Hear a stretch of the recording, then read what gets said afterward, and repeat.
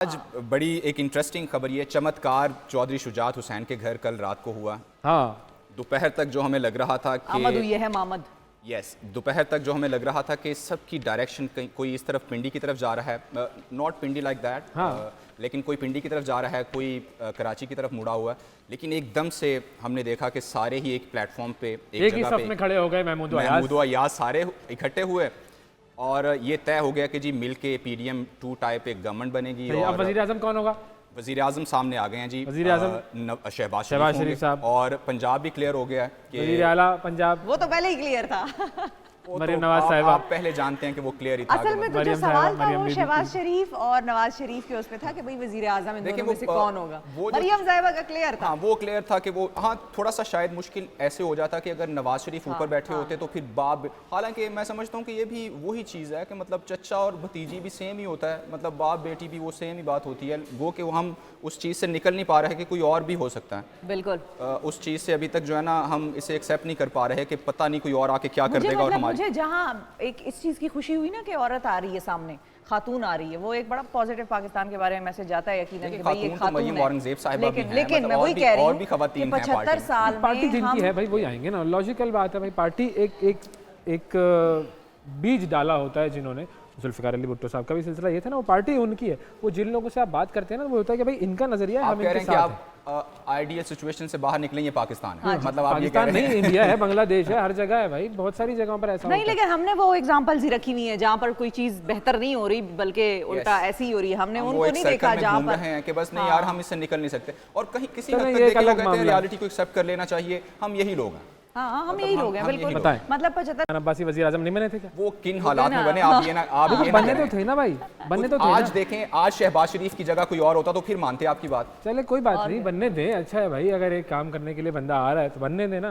काम पे हमारे हाथ में वैसे कुछ है नहीं, हम तो अपने गम गलत कर सकते हैं। बनना तो आसान है, बनना आसान है, लेकिन जो मवाजना है वो मवाजना इनका इन्हीं के चचा से ही होगा, क्योंकि इनकी पार्टी में तो बेहतरीन कारकर्दगी बतौर वजीर आला जो है वो शहबाज पीट रही है। अब बेसिकली इन्होंने कहा आपको बताऊं शहबाज पीट से और कंपैरिजन भी होगा, लेकिन वो शायद उनके लिए आसान हो। उस्मान बुज़दार साहब पीछे रहे हैं, उससे कंपैरिजन नहीं होगा। नहीं, वो थोड़ा सा आसान होगा उनके लिए कि हाँ यार पिछली दफा तो ये हो रहा था, चलो कुछ तो जो है ना चीजें आ रही हैं। तो उस्मान बुज़दार बुनियादी तौर पर इन्होंने ऐलान क्या किया है कि हमें शहबाज स्पीड से काम क्या क्या करने। उन्होंने कहा है कि जी हम सबसे पहले मईशत ठीक करेंगे, महंगाई के खिलाफ लड़ेंगे, बेरोजगारी के खिलाफ लड़ेंगे, कौम को आगे लेकर जाएंगे, मुल्क की कर्जों को कम करने के लिए हमें काम करना होगा। ये सारे टारगेट्स उन्होंने दिए। फिर साबिक सदर आसिफ जरदारी साहब वो कहते हैं कि जी हम भी मिलकर हुकूमत बनाएंगे। फिर ये बेसिकली वज़ीर आज़म तुम्हारा और सदर हमारा, ये है फार्मूला। चेयरमैन सेनेट, स्पीकर कौमी असेंबली, ये भी सारी चीजें पीपल्स पार्टी के पास चले जाएगा सिलसिला। तो ये मामला तो हो गया। दूसरी तरफ जो PTI वाले, पीपल्स पार्टी ने वैसे बड़ी गेम कर दी है। उन्होंने बनाया गंडापुर साहब, आपने इसको डिस्कस नहीं किया कि पीपल्स पार्टी क्या कर रही है, मतलब क्या कर रही है। आईनी ओहदे अपने पास रख के ये कह देना कि हम गवर्नमेंट का हिस्सा नहीं बनेंगे, इससे मुराद क्या लेते हैं आप? कि अवाम को जवाब दे आप हैं, लेकिन आपकी लगाम हमारे हाथ रहेगी। आईनी देखें, आपने कोई भी अगर कॉन्स्टिट्यूशनल अमेंडमेंट्स तो खैर हो ही नहीं सकती क्योंकि 2/3 अक्सरियत चाहिए। कोई कानून इवन बनाना है, आपको स्पीकर कौमी असम्बली की जरूरत होती है, ऐसे ही आपको सदर पाकिस्तान की जरूरत होती है, आपको सेनेट में जरूरत पड़ती है, चेयरमैन सेनेट। मतलब सब कुछ हमारे पास होगा और आवाम को जवाब देना। और फिर कभी कभी वोट ऑफ नो कॉन्फिडेंस भी हो जाता होता है, तो ऐसी चीजें भी आ जाती है। लेकिन बहरहाल मैं KP की तरफ आना चाह रहा था। KP का क्या हुआ है? KP में गंडापुर साहब, अब जो शहद की नहरें बहेंगी वहां पर देखना सब लोगों, मेरे दोस्तों, मेरे भाइयों, बदल जाएगा KP।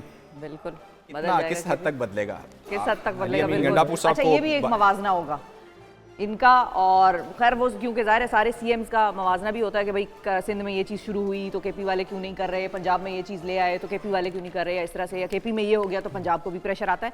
तो वो कहीं ना कहीं इन चारों का भी आपस में अच्छा आप अली अमीन गंडापुर के नाम को आप कैसे कंसीव कर रहे हैं? मतलब कोई और ऐसा, हम सिर्फ पॉपुलर पॉलिटिक्स खेल रहे हैं इस वक्त जो है ना? इस वक्त एक तो जुमला ले लीजिए भाई, जुमला ले लीजिए। श्योर। जिस मुल्क में इंतखाबात में हिस्सा लेने के बजाय इंतखाबात लड़े जाते हों वहाँ ऐसे ही हालात होंगे। हम इंतखाब लड़ते हैं बारीक और बहुत जो है ना, तो हमने लड़ने वाले ही खिलाड़ी आगे करने हैं, इस यही मामला है, ऐसा ही है। ये पॉइंट अगर चूंकि देखें अल्टीमेटली पीटीआई को अपनी स्पेस क्रिएट करनी ही है, गो कि आवाम में चले ठीक है वो उन्होंने साबित कर दिया कि हमारी स्पेस भरपूर अंदाज में है, बिल्कुल। लेकिन कुछ हल्के ऐसे हैं कि जहाँ पे आपको लड़ना नहीं होता, आपने बातचीत बैठ के करनी होती है। यहाँ बातचीत वाला मामला रहा नहीं है, अब आ गया टकरे मारने वाला मामला। अच्छा, और मजे की बात यह है कि अली अमीन के बनने से वो ये बात दोबारा एक तरह से रीअफर्म की गई है तहरीक इंसाफ की तरफ से कि नो डील, कुछ इस किस्म की चीज कह रहा हूँ कि फिर कैसे स्पेस देखें, अल्टीमेटली चाहे जो भी है आपको टेबल टॉक करनी होती है। मेरा ख्याल है अभी इस सिचुएशन में उनको वो स्पेस की अब जरूरत रह नहीं गई।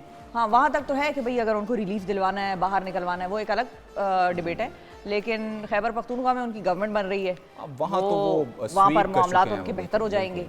और बाकी अब देखते हैं कि जमात इस्लामी और MWM के साथ भी उनका बड़ा एक गहरा वो चल रहा है, तो वहाँ पर भी देखना होगा कि क्या है। बिल्कुल, लेकिन हाँ, अच्छा मेरी आप लोगों से दरखास्त है, अपना एक वो मैं वीडियोस देखता हूँ, उसमें वो बंदा बड़े अच्छे तरीके से कहता है लेडीज एंड गरीबों, बताओ गरीबों तुम्हारे लिए हुकूमत क्या कर रही है। हम बताते हैं कि हुकूमत क्या कर रही है। रमजान का जो पैकेज है वो रमजान के पैकेज का कल ऐलान हुआ है, और ऐलान इस तरह से हुआ है कि रमजान मुबारक के दौरान आम लोगों को रिलीफ फराहम करने के लिए ECC ने मुजव्वज़ा रमजान रिलीफ पैकेज 2024 की मंजूरी दे दी है, और जिसमें बिस्प के जो बेनज़ीर इनकम सपोर्ट प्रोग्राम है उसके हदफशुदा जो मुस्तहिकीन हैं उनको 7.4 बिलियन रुपए की रकम से सब्सिडी फराहम की जाएगी। गरीबों खुश हो जाओ।